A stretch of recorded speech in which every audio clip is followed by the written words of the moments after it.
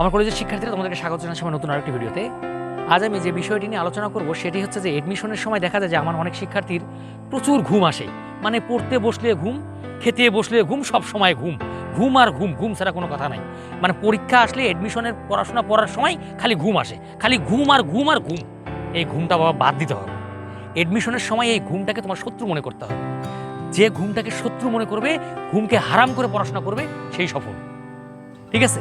দেখবা যে আরেকটা জিনিস আমি তোমাদেরকে বলি যে ঘুমের কারণে পৃথিবীতে লোক মারা গেছে, এটা দেখবা, এটা রেকর্ড নাই যে ঘুম হয় নাই এই কারণে লোক মারা গেছে, এরকম রেকর্ড কিন্তু কম। বরং তোমরা দেখবা যে ঘুম বেশি হওয়ার কারণেই এই লোক হার্ট স্ট্রোক করে মারা গেছে।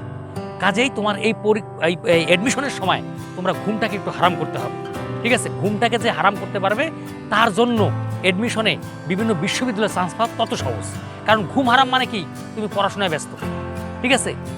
ঠিক আছে, ঘুম হারাম মানে তুমি পড়াশোনায় ব্যস্ত, তুমি পড়াশোনার দিকে মনোযোগী, তোমার পড়াশোনা নিয়ে তোমাকে স্বপ্ন দেখতে হবে, ঘুমটাকে বাদ দিতে হবে। কাজেই তুমি যদি ঘুমকে বাদ দিতে পারো বাবা, তোমার দেখবা যে তুমি বিভিন্ন জায়গায় চান্স পাওয়া তোমার জন্য খুব ইজি হয়ে গেছে।